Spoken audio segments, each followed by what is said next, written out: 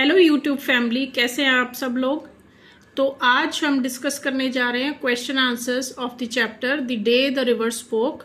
Summary is already there on my channel. तो मेरी advice है, पहले आप समरी सुन लीजिए अच्छी तरह से, स्टोरी समझ में आ जाएगी, फिर क्वेश्चन आंसर्स करिए। तो चलिए वीडियो शुरू करते हैं, but before that if you are new on the channel please subscribe it. So the first question is, why does the writer describe different aspects of nature in great detail at the beginning of the story? Why do you think the writer does this? तो आपने देखा beginning में story के उसने nature को काफ़ी अच्छे से राइटर ने डिस्क्राइब किया है। क्यों किया है? इसका आंसर ये है कि the writer describes different aspects of nature like the kingfishers blue wings, the green lizard, the river, etc. to create a beautiful picture and show जानवी's love for nature. तो एक तो बहुत ही ब्यूटीफुल पिक्चर क्रिएट हो जाती है mind में जब आप ये सब पढ़ते हैं, और आपको ये भी पता चलता है कि Janvi had a great love for nature.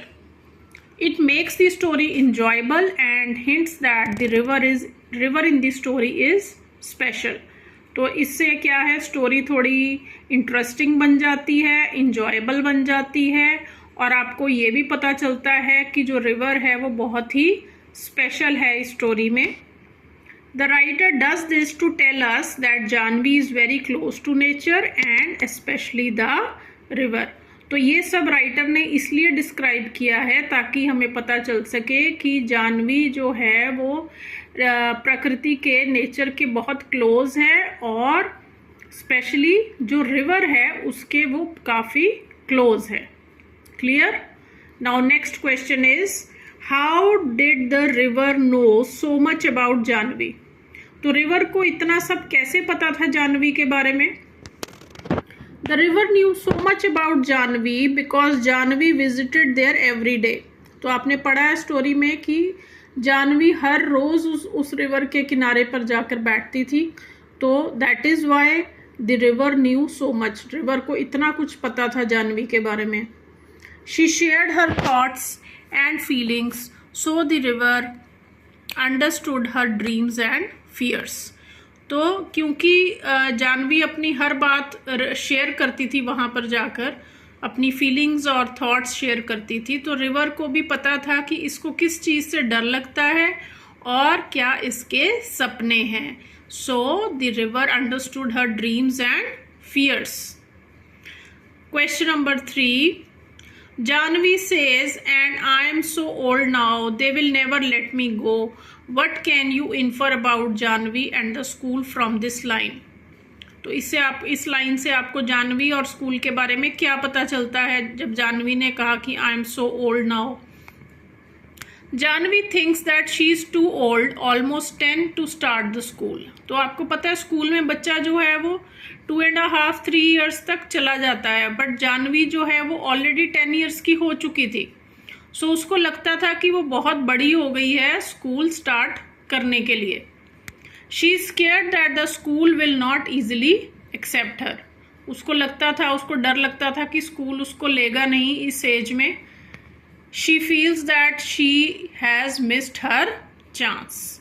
तो उसको यही डर था कि उसने जो स्कूल जाने का चांस है वो ऑलरेडी मिस कर दिया है.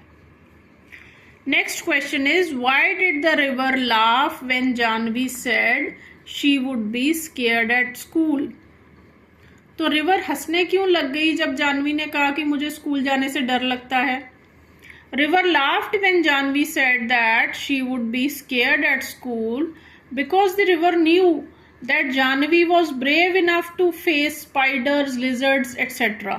तो जब वो रिवर के किनारे पे बैठती थी, वहाँ पे हर तरह के इंसेक्ट्स, एनिमल्स आते थे लाइक स्पाइडर्स, लिजर्ड्स, लेकिन जानवी कभी भी डरी नहीं उनसे. ये रिवर को पता था.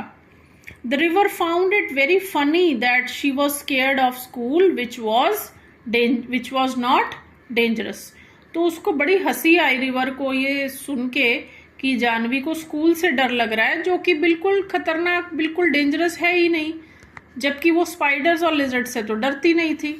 तो that is why the river laughed.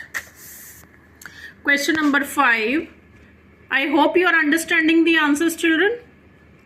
Okay, why should Janvi follow the river's advice? तो जानवी को रिवर की एडवाइस क्यों मान लेनी चाहिए, जो उसने सलाह दी उसको?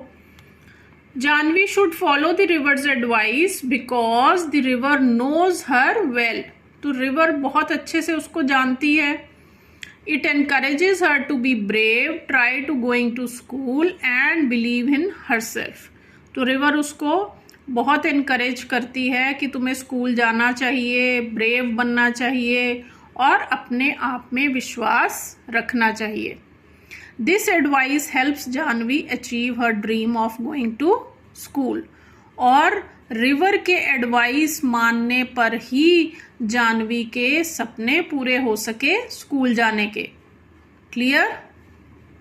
Next one is, how does the conversation between Janvi and the river make the story more appealing? जो बातचीत हुई थी जानवी और रिवर के बीच में, उससे स्टोरी बहुत और अच्छी बन गई, अपीलिंग बन गई, आपको अच्छी लगने लगी। क्यों? The conversation between Janvi and the river make the story more appealing.